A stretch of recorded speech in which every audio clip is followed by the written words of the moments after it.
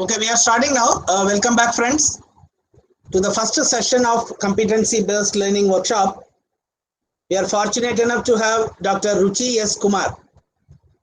She is the Assistant Professor, Center for Education, Innovation and Action Research, Tata Institute of Social Sciences, Mumbai. She is having a PhD degree in Science Education from Tata Institute of Fundamental Research, Mumbai, and a Master degree in Education from the Department of Education, Delhi University. She is also a Max TPD lead in the Connected Learning Initiative, CLICS, at CAIR TIS. And at CLICS, they are designing a facilitated workshop for mathematics teachers.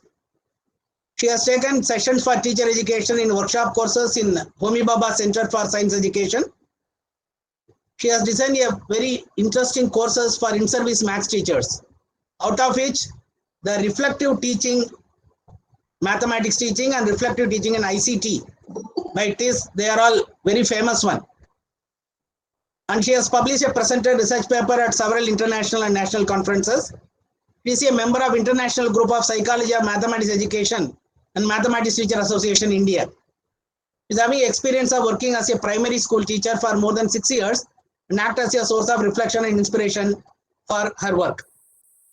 All of you may be surprised to know that she is having a BSc in botany and MSc in botany. But the beauty of mathematics has made her to do research in mathematics. His research interests are analyzing interaction between beliefs, knowledge, and practice, identifying support for professional growth of teachers. And her PhD dissertation is in mathematics, supporting in-service professional development of mathematics teachers, the role of beliefs and knowledge. And that was given at Homi Bhabha Center for Science Education. We are fortunate enough to have a person who is having a lot of experience and who is here to tell you. She will be taking 2 sessions for us. We are fortunate to have her to have 2 sessions.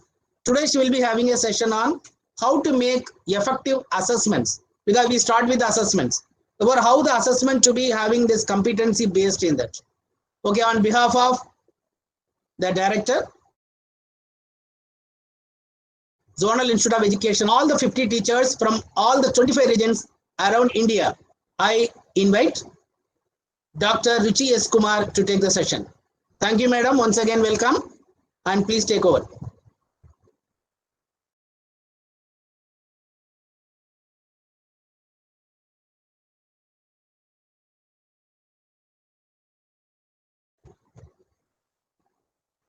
Over to Ruchi, madam. Yeah, I'll just start. 1 minute. There was a call from my director. No issues, no issues, no issues. Yeah. So give me just 1 minute. I'll come back. Check your own time.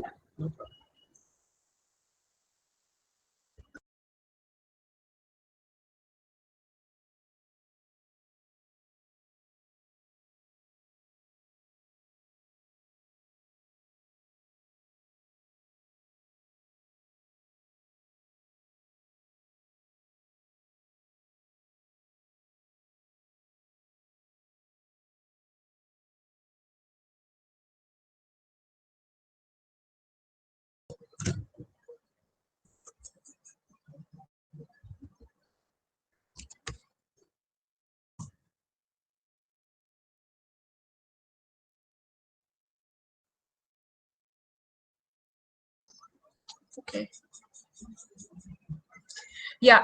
Thank you, sir, for your introduction. Thank you, madam. Thank you. Sorry, there was a call. I had to go for that.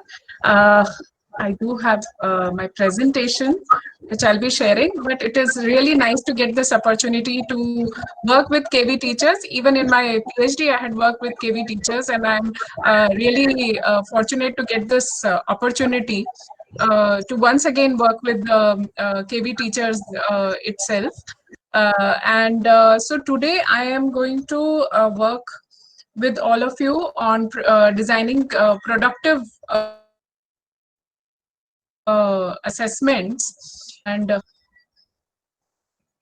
yeah, so let me share my screen. Can you see my screen? Can somebody confirm? No, madam. No, madam. We are into see it, madam. Please. You can't see? We are Okay, just wait. Just wait. Yeah. Now you can see, I think. Yeah. Presentation started. Yes, it started. Yeah. You can see now? Yes. Madam, please continue.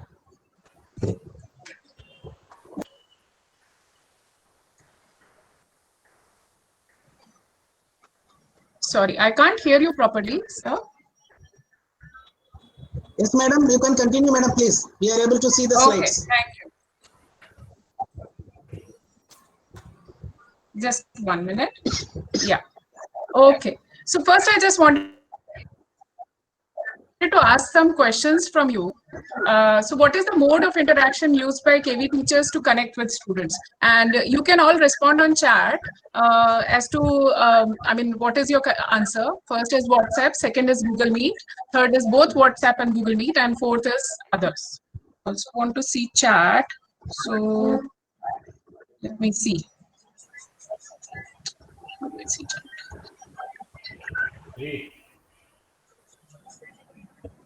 Google Meet and WhatsApp. Okay, so you will have to tell it for me. Yes, madam, I will be telling. Most of them are using both WhatsApp and Google Meet. Yeah. Majority. Yeah. Yeah. So, how many of you feel that you are able to use the digital medium efficiently for teaching and assessing students' learning confidently? Respond on chat. Confidently. All are telling they are very confident. Confident. I'm very confident. Very confident, ma'am. 1, 2, 3. Very confidently. Very confident, and some are telling moderate, some are telling confident. Okay. So this is really nice to know that you are very confident. I think all the past months' experience of using these digital medium has made you confident, because otherwise people were not using so much of digital medium. It's really nice to know. And I also wonder if it is because one has to share and we can be identified.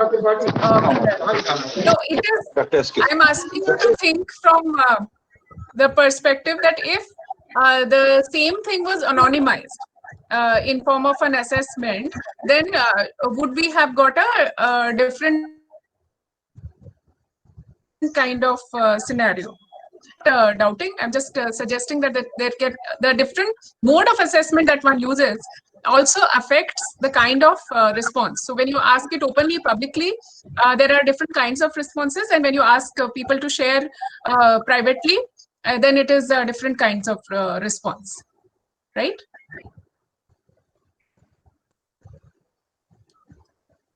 Okay.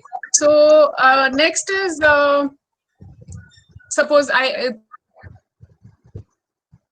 what is this? You may feel that it is a very trivial question, and suppose you have to ask that what question will you ask using this figure itself? So would you like to respond on chat? What is this? This is rhombus. Rhombus, madam. Rhombus. Okay. No. Any other responses? Quadrilateral. Regular polygon. Quadrilateral. Where is Regular polygon? Yeah. where is the dot? Red dot. Is it in interior or exterior? So No. Okay. Yeah. That can be one question. Where is the red dot? Okay. But I just want you to first respond to this question, that what is this? So there were rhombus, there was quadrilateral, there is a regular polygon. What is the shape of this figure? This question may be asked. This question may be Okay. asked. Yes. Any other? Somebody is telling lines of symmetry. Lines of symmetry can be asked. Okay. What else? Convex or concave polygon, whether it is concave or convex. Area and perimeter can Whether be. it is a concave or convex. Yes. What else? What is the area of the picture? Area of the picture. Okay. So did you see? I mean, when Number of I sides. asked the question, what is this? I got 3 different responses. Yes, I got 3 different responses. I got rhombus, I got quadrilateral, I got regular polygon. Any other responses possible? Any other? Square. Square. It is a Square. plain, Square. plain figure. 4 different responses. So what would you say? Which one of this is correct? Which of these 4 responses is correct? Rhombus. All are correct. Only All rhombus are is correct. correct. But all are correct. It is a square. All are correct. All are correct. All are correct because this satisfies the condition for all the 4 terms that you have said. So this is, what kind of question is this? In which there are 4 different answers and all are correct. Open-ended question. It is open-ended Yes, question. this is an open-ended question. Open-ended. So I just wanted to give you a sense of, how one can even design an open-ended question using something as small as a figure. And I do not even need to have a lot of technology. You can all respond on chat, or you can unmute and say, and I can get a sense of what is the different kinds of different ways in which people are thinking in this class. So just to give you a sense how the questions itself can be very important, and then there are a few people who have also framed different questions using this figure itself. Okay, so now I'm going to show you a question which a teacher had asked for this.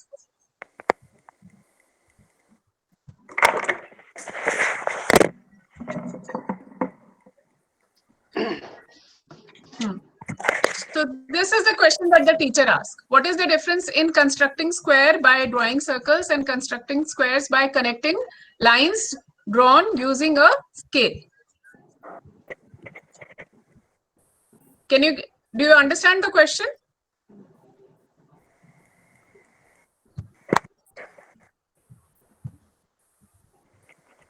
Do you understand the question? So how do you make square? How do you make a square? If somebody wants to explain that by unmuting. First we take a line, then at the end point we make arcs, and by making arcs we make 90 degree, and again we draw another lines of the same length. And by this process we connect all the lines to complete the shape of a square. At least we have to make 2 angles, 1 line and 2 90-degree angles. 1 line and 2 90-degree angles, and then the other the 90-degree angle that you have made, you have also to make the line of the same length. Yes. Yeah. At least 5 measurements. At least 5 measurements. Ma'am, So I can. when we ask students, go ahead. Ma'am, we can draw two diameters also, which are perpendicular to each other, and then we connect all the points of the diameter. So in this way, we can draw a square inside the circle. We can use a circle to draw a square if we use 2 diameters which are perpendicular to each other, because diagonals of square are perpendicular to each other. So you are using. We can take 2 perpendicular lines.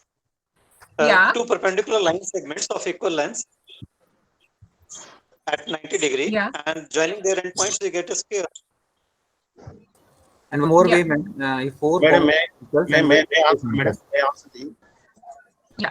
May I answer to you? Yeah. Madam, you draw 4 circles, madam, that touching each other, and join all the centers. Then also we can get a square. Yeah. Okay. This is really nice. This is really nice. Because see, we got so many methods. Yeah, thank you, sir. Thank you so much. So we got so many methods through which squares can be made, and all told by our mathematics teachers. Suppose a child who does not know the constructions and these principles of how to use the protractor and everything, he or she wants to draw the square. How will that child draw? How will that child will try to draw the square? By using squares and ruler. By using They will use the ruler. squares and ruler. Scale. Yeah, scale and ruler, they will try to draw the square. What is likely to happen when they use the scale or the ruler? The figure may not be exactly square. It may not be exactly square. Yes. Why? What is the difference between the method that you use? You describe 2 or 3 different methods to make a square. What is the difference between the method you used and this child's method?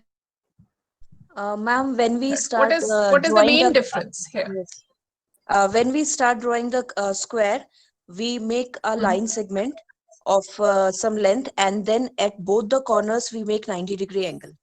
And whatever is the length of the line segment, same, we draw arcs on the arc of same radius on both the sides, and then we join this. So child is not taking You are care describing of the method angles. only. I'm asking you what is the main difference. Yeah.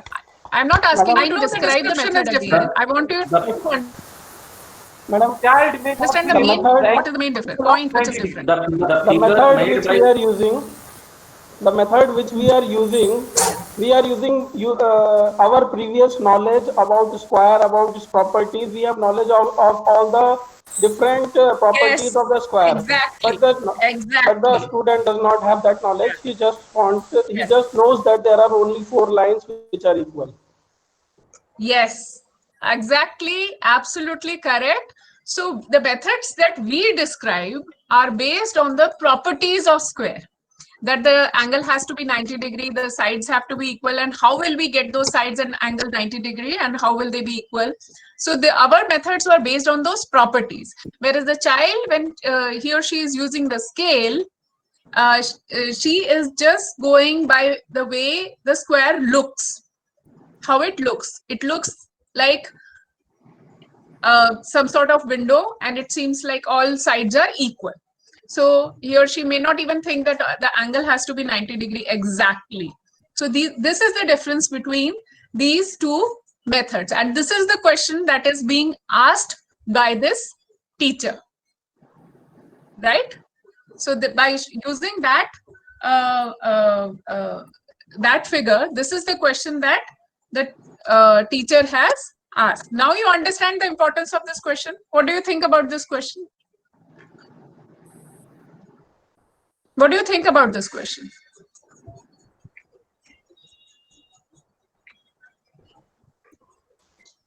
This question Good, describes the difference in thought process and previous knowledge, what we have and what we are going to learn. Ma'am, while we are asking a student to make a square, to draw a square, that means we are expecting that the student understands the concept of a square. The properties of a square, then only he or she can exactly construct a square. That means in the question of asking a construction, we are expecting that the child has already understood the properties of a square. Sir, this is the question that the teacher has asked the student itself. So I'm asking you to evaluate the question. आपको ये question कैसा लगा? ये question अच्छा लगा, बुरा लगा, अच्छा लगा तो क्यों लगा अच्छा? बुरा लगा तो क्यों लगा बुरा? लगा कि यूज नहीं किया जा सकता बच्चों को नहीं समझ में आएगा। कम से कम उसको शेप तो पता होना है, और वो शेप एक स्क्वायर का कैसा होता है वो इमेजिनेशन उसका है। और कम से कम वो अपना जो बेसिक इमेजिनेशन अबाउट स्क्वायर उसको एक्सप्रेस करे। तो आपने सही बोला। Of a child, creativity also develops. The creativity of the child. नहीं बच्चे कैसे सोच रहे हैं? जो पहले टीचर ने जो बोला वो मेरे ख्याल में सबसे सही है कि it is actually helping you to understand the teachers, the students' thinking itself. Yeah.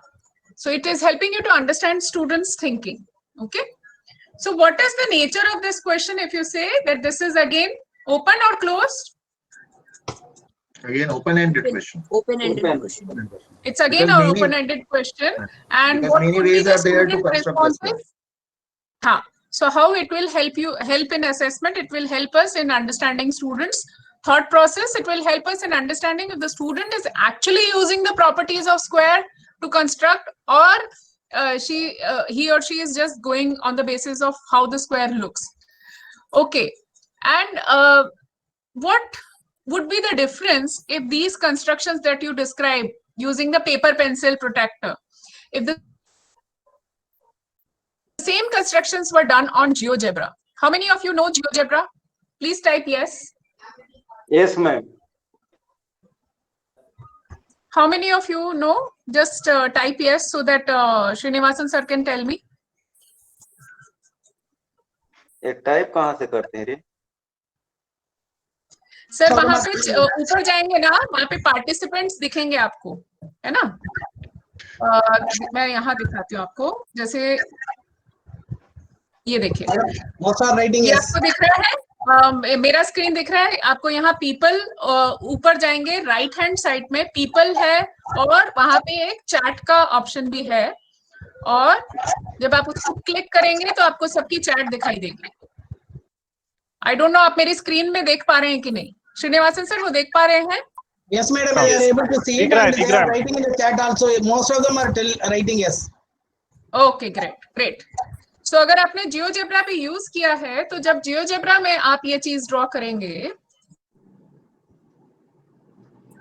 तो ये भी जरा सोच के देखिए, और अभी हम थोड़ा सा उसको देखेंगे भी, और किस मीडियम को इस्तेमाल करके ये टीचर क्वेश्चन पूछ रही, वो भी बहुत इंपॉर्टेंट है। Whether it's on WhatsApp, whether it is in the classroom, online classroom, whether it is on some platform, learning management system. I hope आप learning management system समझते होंगे। जो Google Classroom है वो एक learning management system है, जिसके अंदर ना केवल आप क्लास ले सकते हैं online. Oh, sorry, I have shifted to Hindi, but I think I should stick to English. What if, I mean, there might be a few people who may not be understanding Hindi, or let me know if it is okay to shift or not. Yeah. So there will be some sort of implications if you are using it in the online classroom, if you have it on the platform. So for example, Google Classroom is a learning management system which has your online class, your assessment integrated with it. It has also, and the students can also post their assignments there, and you can very systematically see all the assignments. You can give them grades according to it, and the student will be also able to see the grade. So this learning management system, which is packaged in Google Classroom. So where you are asking this question also matters a lot in terms of what kind of response you are getting.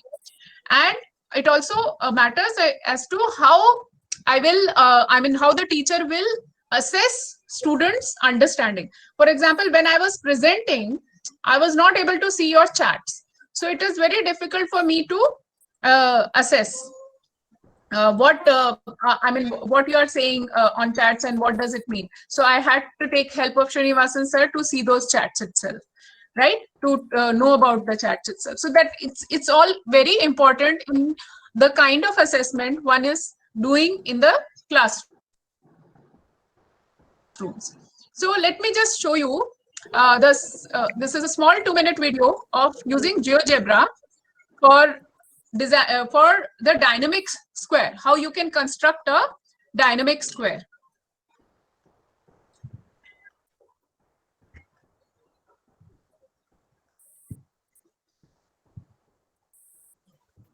Then two circle, a perpendicular. Yeah. Perpendicular.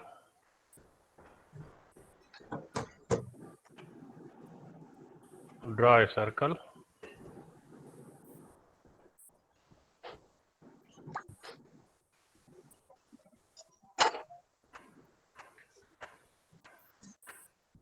Perpendicular. Then again perpendicular.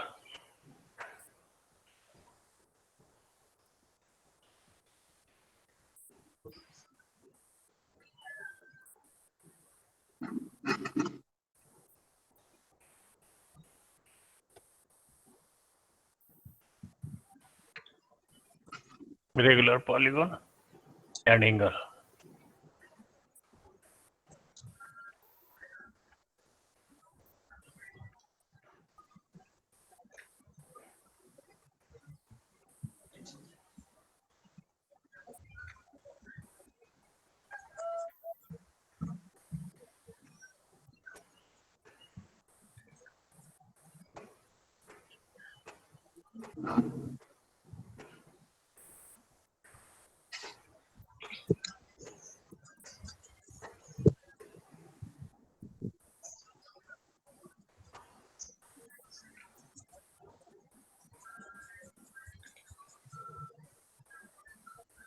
Yeah.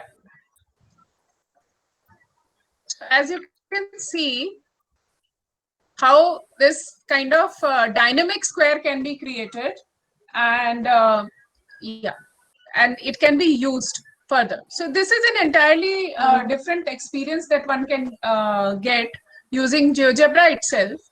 So now we will go to the part of assessment itself and see that what is assessment. So assessment is not just test or examinations, and National Curriculum Framework 2005 has already said that crude assessment may in fact increase the fear of mathematics, and we already know that fear of mathematics is quite high amongst our students.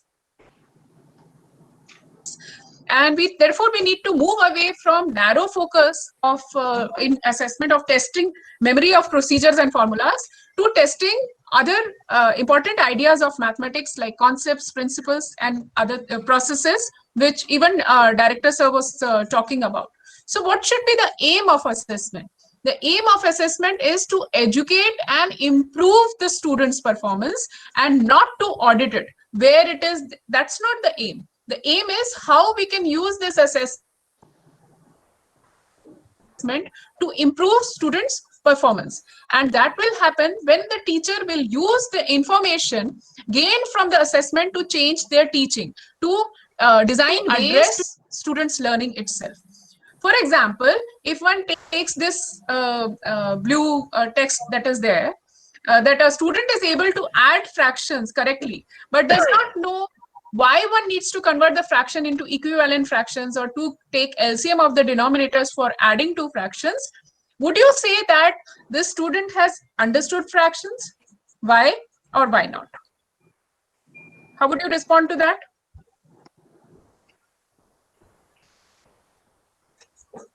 Would you say that? No, because the student is not able to apply. The student is able to add fraction but is not able to apply in real life situations, and the main purpose of education is failed. Yeah. Also to be able to understand why one needs to convert to equivalent fraction, that also needs to be understood. If it is just merely being able to add fraction does not really help. And in case of fractions, it is very interesting because if you have like fractions like 1/7 plus 2/7, and then it's very easy because the answer is 3/7. Sometimes students don't even use the knowledge of fraction to get this answer. All that they use is knowledge of whole numbers, right? So what if one asks the student to represent what is 1/7, what is 2/7, and how they will together become 3/7, what quantity, I mean, how would you represent the quantity 3/7? They would not know, but they are able to calculate it quickly using the knowledge of whole numbers itself. And sometimes when you ask students questions, probe more questions related to this, you will know that students have not really understood fraction. They are just giving the correct answer. That is also a possibility. So when you're talking about assessment can be of different types. So initially when I asked you questions to know what level you are, how comfortable you are with technology, whether you know GeoGebra or not, this is all diagnostic assessment that one needs to do. And as teachers also, even before teaching a unit, it is always useful to do some sort of diagnostic assessment. And then there is formative assessment. So it's not that you teach one complete chapter and then you take a test and that will be as the formative assessment. It has usually become like that in our system, but formative assessment is something that goes on side by side with teaching itself. So you are teaching, but at the same time you are asking some oral questions quickly to know if this what you are teaching students is even able to understand that or not. Summative assessment is, yes, something which you have taught a substantial part and then you are trying to assess how much learning has happened and to what extent. So that is assessment of learning. So whereas formative assessment is assessment for learning, how you can contribute for learning. And now we have come to the idea of continuous assessment, where we keep on taking assessments continuously to map learning, that how student is moving from one level to another, different levels. It is not just that, the usual notion of continuous assessment is that to take repeated tests. Every week there is a test. That's not what the meaning is. The meaning is you are continuously trying to know where student is so as to move the student forward, push them forward. So continuous assessment can also be seen as learning as assessment. Assessment as learning. Assessment as learning. Assessment as learning, actually it is self-assessment. Okay. So here, what I would... Madam is talking about summative. Yeah. Okay. So assessment, it's not just that, assessment will only assess learning. Sometimes when you get some sort of question, you learn also from that. It gives you an opportunity to learn. For example, even the earlier question about GeoGebra, if somebody did not know about that, then it gives an opportunity for that person to learn. When you ask this question to the student, what will happen? When you multiply two numbers together, the answer is always bigger than the original number. Is it true? Is it true? No, madam. No. So it is false? No. It is false? Yes. Sometimes true, sometimes false. Yeah, it is only sometimes true. Yes, it is only sometimes true. So, because of our experience with whole numbers, students make this kind of generalization in the mind that when you multiply, always the quantity increases. But if you explicitly ask this question to them, it gives them an opportunity to think critically about it and also to learn from the assessment itself. It's not just कि आप देख रहे हो कि उसको कितना आता है, but उसको आप एक सीखने की अपॉर्चुनिटी भी दे रहे हो इस तरह का क्वेश्चन पूछ के. और इसलिए जब हम क्वेश्चन डिजाइन करते हैं, when we are designing questions, it should be not just focused on procedures itself, it should also focus on why the procedure works, on concepts, on the different processes. And what could be these different processes? It could be about making a conjecture. Like what you see right now in blue on your screen is a conjecture. It has not been proven, right? But it is good to make these kind of conjectures, because when you are pushed to generalization, you are thinking mathematically. You are thinking about whether it will be always true, whether it will be sometimes true. So these kind of giving this kind of opportunity is very useful in the classroom.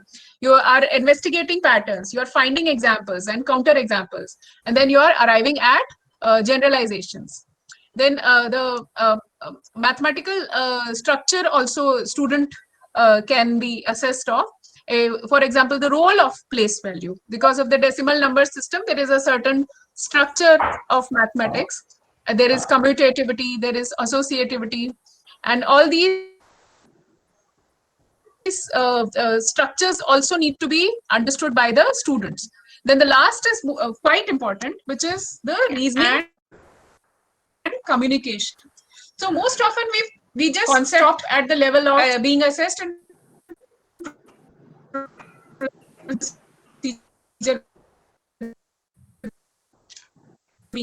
reasoning. Know how the correct answer, and to explain the correct answer, one should also be able to give some sort of reasons. One should be able to communicate how we arrived at the answer. And that kind has not been focused on in terms of assessment. Now let us look at these two questions. What do you think about it?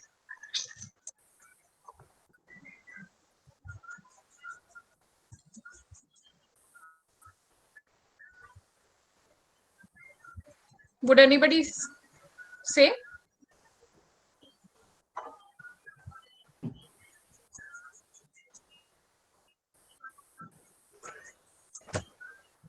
All the children may not be of same weight. So I think second question may have more than one answer. Yeah. Second question may have more than one answer because it is not specified that all the children involved in this activity are of same weight. We should ask only the first question. Actually, first question is, ma'am, of factual nature. The first question is of factual nature. Yes. Whereas the second question is of investigating. Second question has an investigating pattern in it. Because the child. Of course, because we have to find out. Yes. Because we have to find out what is the weight of a particular child. Yeah. What would be the method of the first question? So it's a method depend upon the ability of a child. He can add or he can directly multiply it by multiplication. Yeah. Okay. And what would be the method for solving? Is the second question solvable? Is it possible to solve it? Yes, ma'am. It is possible to. It can be solved depending upon how the child, the weight of the child. How is that possible? The case says insufficient data. Insufficient data. Perfect answer will come. No, Yeah. There is insufficient data. The children can have different weights. But is it possible to solve? Second question is not possible. Because the children can have different Second weights. question is not possible to be solved. No. Insufficient information is given. No, why Even not if possible? students have different weights, the weights are not Actually, we are used to the first time. Infinitely many solutions. Madam, if children are knowing their weights, then by adding they can find out. You must be able to accept the answers. Possible. It is open-ended question. Because here 750 kg there, and if the children are knowing their weight, then they can add the weights and find out. Okay. Okay, I think let me speak now. You can mute yourself. So yes, this is an open-ended question, and it is possible to solve, but not through facts that knowing each child's weight and then finding it out. It is an estimation question. It's an estimation question in which one can assume that suppose the children are of age around you can say 3 to 4 years, then their weight would be ranging from around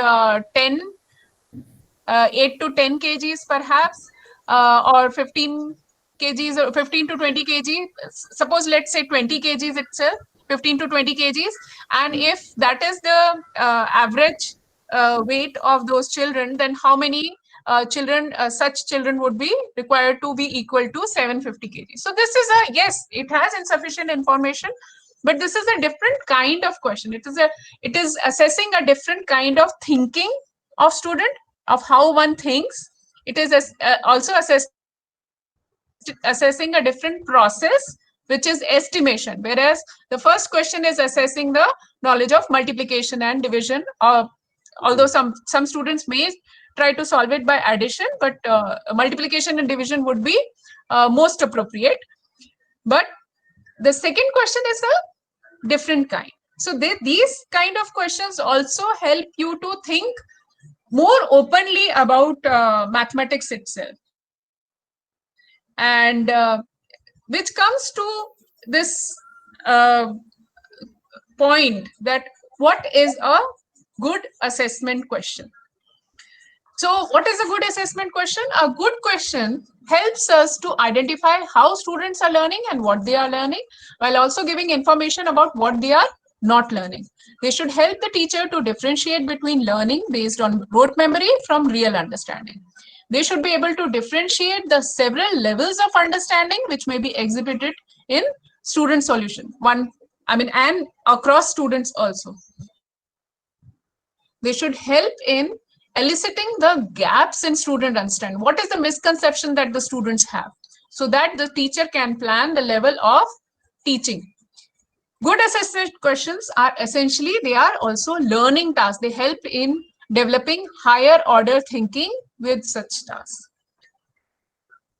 Okay, so this was the intro about what a good assessment questions, what kind of good tasks can be created. And now I will move to modes and tool assessment, which might be because it talks about different types of ideas that can be used. So, okay, before even going to my list, I wanted to know a list from you. What are the different modes and different tools of assessment that you have been using? What is the time? 11. Okay. Quiz. What is the mode of assessment and tool of assessment that you have been using? Can you please tell? You can unmute. Chat, I will not be able to see that. Google Forms we have used. Google Forms. They are using quiz. Forms you have used, yeah. Google Form quiz they are using. Online Anything quizzes, else? Online quizzes. Online quizzes. Online quiz, which Quizzes and quizzes. Yeah. Quizzes. Yes, Quizzes. quizzes. Yes. Quizzes. Yeah, quizzes is a platform where you can get online quizzes, pre-made, or you can even make yourself. Anything else? Offline pen paper test. Any other mode? Pen paper test and then taking a photo and uploading on Google Classroom. Yes, Yes. that is also a mode. Oral test, ma'am. Any other? Oral test. Oral test, yes. Yes, yes. Test modes. Test modes. Test modes. Okay. Okay. I am not aware of that. But maybe I can look at it. Yeah. Activity. Sorry. Pen and paper. Pen and paper, Formal, yeah. Yes, formal pen and paper test, project-based test, asking them to make models. Very good. Yeah. This is nice. Yeah. So making them to make models is something really nice, because then you are integrating the hands-on learning, things that they can do with hand with what they are learning in the classroom also. So this is a very good idea. Now let's look at my list. So here, please can all of you mute yourself? I can hear an echo. Okay. So there can be paper pencil tasks. There can be performance-based tasks. And these performance-based tasks is like when you are given something, you are asked to show that, suppose you have got one roti and you have to divide it among 5 different people, and how will you divide it? So you either take a roti or you take a circular page and then you divide it into 5 parts. So this is like a performance-based assessment. Or one can give other kinds of performance-based assessment also, like there are 2 children and a screen is kept in between, and one of the child gets a card and makes that shape using matchstick, and that student has to describe his or her shape to the other student who cannot see the shape, and she has to recreate the shape using whatever information that the first student has given. So this is also a performance-based task which the teacher can assess using some sort of rubrics. Have you ever heard about this term, rubrics? Rubric, have you heard? Yes or no? Rubric cube. No, madam. Yes, ma'am. Yes. You can type on chat. Srinivasan sir, you can tell me whether most of them are typing yes or no. Most are writing yes. Okay. Most of them are writing yes. Okay, great. Because this is a, if you go, I will share the link of this presentation and you can go on this. It will give you an idea of rubric also. And there can be several types of digital assessments also. So since you have said yes, I will not go into the detail of the rubric itself right now. If you feel like that, okay, you want to know, please type on chat and Srinivasan sir will tell me about it. Okay. So in terms of digital assessment, yes, there can be different types. It is mostly closed. I mean, most of the kind of assessment that you are used to is closed-ended multiple choice using quizzes, drag and drop, these kind of filling the blanks. So mostly all of them are closed-ended. But there can be other modes of digital assessment also. It can be through digital games, like what kind of score the student is getting in the game. It can be also based on how the child is using the simulation or the interactive. And I will show you an example of one of that. It can be even coding based. Like there is a software called Turtle Logo, and you can code the turtle to either make a square or a rectangle or a triangle or different kinds of shapes, even shapes which can just go on multiplying on their own. So you can get a sense of students understanding using that code itself, how they have coded the particular shape. So then there can be a construction or a creation based assessment also. Like in Google Meet, you have Jamboard, right? All of you have Jamboard. Have you checked? In your Google Meet, on the right hand side, there is a more. More is written. If you click on that, the first thing that comes is Jamboard.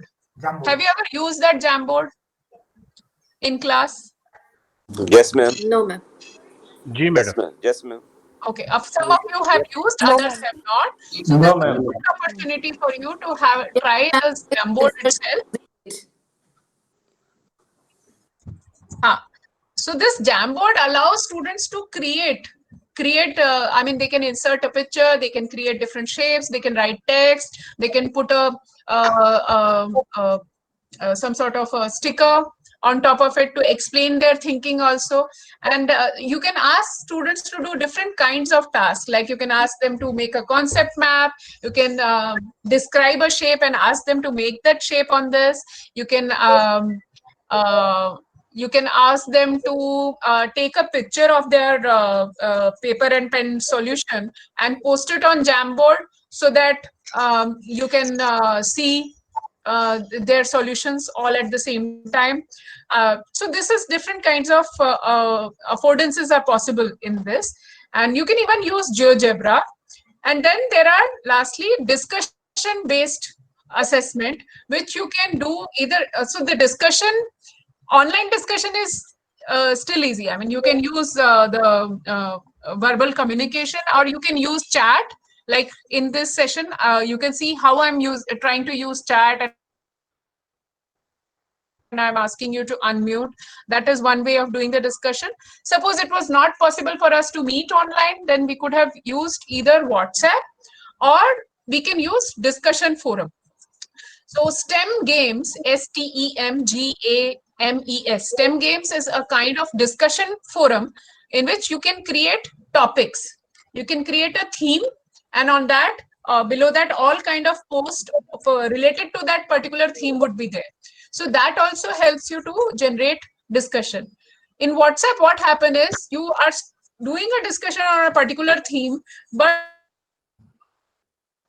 somebody else posts something, and then the flow of conversation gets disrupted there. So it's very difficult to maintain the flow of conversation on a particular topic or on a particular theme. But using discussion forums, it is possible to maintain the flow of the theme itself. And so you should try out, look for some open source and free discussion forums which are available on the net itself. I have told you one of the name is STEM Games. It is by HBCSE itself, and you can definitely explore that. A few topics are already there for science, and you can have a look at it. Okay. Yeah. So yeah, this is an example of rubric, which has, I mean, rubric essentially has a set of criteria for grading students' competency. For example, whether the student is like not showing any level of competency in analyzing, generalizing, or justifying. These are what? These are reasonings. Different form of reasoning. Analyzing it is a kind of reasoning. Generalizing is reasoning. Justifying is reasoning. So if the student is not showing any of this, then you can select level 1 for all of it. Not evident. Then if at beginning level, if student is showing it at beginning level, then how is the student showing? So if the student is showing at beginning level, then the student is able to recall random known facts or attempts to sort examples or repeat patterns. In terms of generalizing, it is able to identify and communicate the common property or rule for the particular problem. And how do we define that when a student is completely proficient in that particular thing?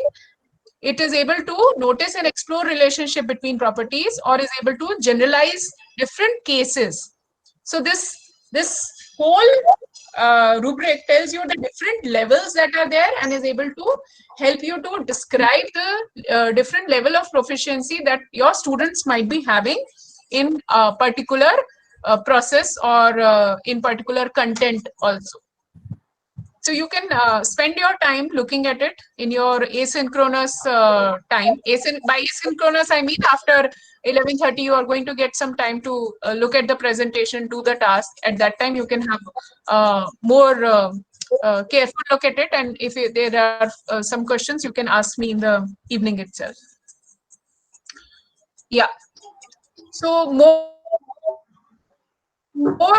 closed-ended multiple choice kind of tools are Kahoot, Mentimeter, quizzes, Google Forms. Telegram has a poll option. Telegram is another kind of instant messaging app like WhatsApp itself, but it is free and open source, and it has also got a poll option. You can generate polls and you can ask participants to give their responses itself.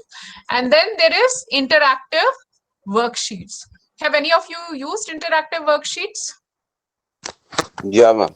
No, ma'am. Worksheets in which you fill something and give a response. Some of Yes, ma'am. I'm using live worksheets. Yes, here I have given the link of live worksheets itself, and it shows very. I mean, some of the worksheets are already created, and then you can add these worksheets to your workbook, or you can download it, or you can add it to your Google Classroom, or share it through WhatsApp, or just send copy the link and send it to student using any different book, any mode itself. So for example, this you can see here, I mean, whatever students feel free, I mean, they can just drop, even if it is incorrect, I mean, they can just drop it there. Now you can even create a kind of worksheet in which if students puts an incorrect option, incorrect drag drop there, then they get a feedback about whether this is correct or not. So when the student clicks finish and go for check my answers, it will tell you that these two answers are wrong, right? Whatever is there in the red circle is wrong. Okay. So this is, I mean, there are many other types of worksheets which are already created, and you can even create worksheets on your own. There is also an option of how this worksheet was created. It was there yesterday. Today, I think it's not there. And anyway, Srinivasan sir has made several videos about how to use these live worksheets. And you can ask Srinivasan sir to share those videos with you. Yeah. Srinivasan sir, will you come again? What you were saying? I will share it with the participants. Yes, yes. So Srinivasan sir will share it, and you can use that to create these live worksheets of your own to test the students. And these are much more fun and more interactive, and like students can drag and drop, fill, get some feedback also. So they will enjoy doing this kind of thing. So advantages is, yes, they are computer graded, feedback also they get, and they can use it for large classes. But what is the disadvantage? That you will not be able to get any sort of explanation or reflection from the student, or be able to assess how students are thinking, because all that you are getting information is how much answers were correct and how much were wrong. You do not know why they were wrong, and you do not know how students were able to arrive at the correct answer. What were their thinking behind it? What was their method behind it? That you will not know. And for that, you may have to adopt other kinds of assessment method. So now we have this games. Games can be also used for assessment itself. Let me show you this PolyUp. It's very interesting. And I have also included a link of a blog which talks about how how through gameplay a teacher can assess a student. So this is PolyUp. It's asking for terms and service. I don't want to do that right now. Let's see if I can just quickly play. Okay. This is a problem when you have to do all sorts of sign in and everything.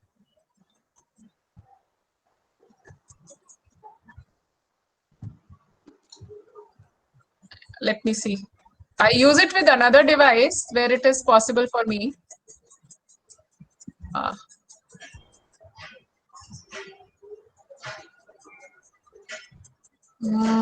don't want to do that.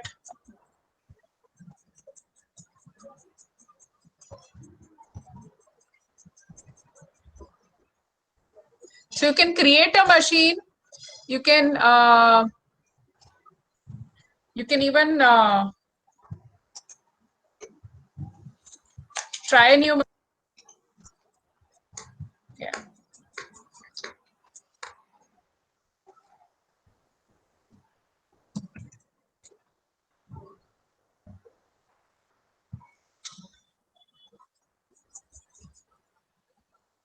Okay, it's taking a little bit of a time. I think one has to figure out a few things. Maybe I can show you to you in the evening if this doesn't work, because I had used it with a different device. Okay, let me try to show you this then. This is another game. Yeah, this is Lure of the Labyrinth. And there are different plots and characters in it, and you have to do proportional reasoning, and different kinds of interesting tasks are given to you, and you have to solve it. And there are different resources for planning, and plans also available for the teachers to use. And there is also one more game called Police Squad. What I would do is, I will do this part on Saturday. So I'm taking a session on Saturday also. So I will do this part on Saturday because it requires a little bit of a time, and right now we don't have that. Okay. So since it's already 11:18, so I will move ahead. I hope it is okay with all of you. Okay. Yeah. So now I wanted to show you some simulations also. In this simulation, essentially, when you see, you will be able to know that this basically brings alive a certain mathematical concept using a certain situation and a visual representation. So this is PhET Interactive Simulation is very good website, and here you can find different kinds of simulations, like for area. Like area model multiplication, area model in decimals itself, in algebra, arithmetic, balancing using ratios and proportions. For fractions, there are several modules. For equality, which you can use in algebra. Expression exchange, again, you can use in algebra. A lot of fractions, functions, graphing, integers. Then there are for science also probability, proportions, playground, lots of different types of assessments, different types of interactive simulations are there. So for example, if we see this one, here the students get an opportunity. So you can even download it. It depends. You have to see the compatibility with your device, if you will be able to download and use it, or you can use it online also. Here, a student can not only explore it. So this is an introduction which gives them an idea. There is a balance lab, and then there is a game also. So they can explore it, understand the concepts behind it, and then they can play it as a game also. So let's go to intro. So here you can lift this up and keep this here. You have to remove this, I guess. Oops. Yeah. So when you do this, it gets removed. So you know. Now, if you keep this here itself, yeah. So it is still going down. If you take this further apart, yeah, still it is further little bit down. Why? Because this is 2 steps away from the end. This is just 1 step away from the end. It is not balanced. So they can think in terms of proportions. What does it mean? How to multiply distances and the weight together to get at the balanced value. They can find further rates. They can. It can show forces from objects. If the force is playing down, it can show whether it is level or not. It can show the ruler here, or it can show the different marks also to help the students. Then, yeah. So then you can go to the balance lab. You can try out different weights of bricks itself, and you can even go to the game, which is at different levels, and can try out. So if the 1 brick is already placed there, then where should you place this brick? Okay, and then they can check it. So it's not balanced. Then you again try it. So it allows you to learn from your mistake, and that is also an important part, important feature of assessment, that the assessment should allow you to learn from your mistakes. Trial and error method. Yeah. Yeah. So now it is balanced. Okay. So these kind of PhET simulations are very, very useful for students, because they allow them to explore different visual representation of a mathematical concept. They can connect the situation with the visual, they can connect the visual with the number, and they can also justify and generalize the procedure itself. There are also other simulations available from GeoGebra and for probability. And also, there can be these are some of the prompts when you these kind of prompts can be used to make students when you use these Google Slides. Describe what is going on in your mind mathematically right now by using statements like Google Slides for assessment. I think, I feel, so, I wonder, I guess, these kind of questions.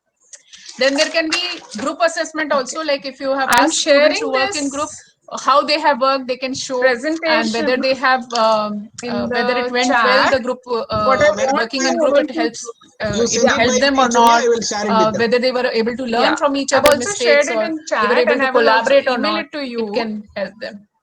Then I'm sure you also know about portfolios where you can, each child can bring together, just take 1 or 2 minutes to check if you are able different kinds of work that they have done, and go through the presentation in one place to show different kinds of things that they have. It can be photographs, it can be journal entries, can be daily notes, it can be project work, it can be a model that they have created in the real world, a photo of that, it can be teacher observations. So different kind of things that they have done all through the year collated in one place. So that can be in form of a portfolio, but it is not in form of a copy that we do in our classroom. Portfolio is mostly the creative work done by you, which you are collecting together. Generally, artists, they make portfolios of different kinds of drawings that they have done to showcase their talent, and that can similarly be done for maths classroom also. Okay. So what is the most important thing that we have gone through different tools, we have gone through different ideas. What is the most important idea that one needs to remember in terms of principles of assessment? Please stay back. It is just 3. First, the content principle. So whatever assessment you are designing, it should focus on some important mathematical idea.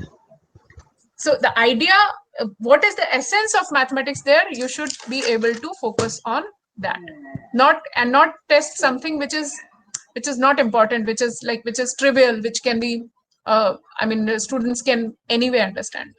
Second is assessment should focus on improving the teaching learning process and should help in improving teaching, which is the learning principle.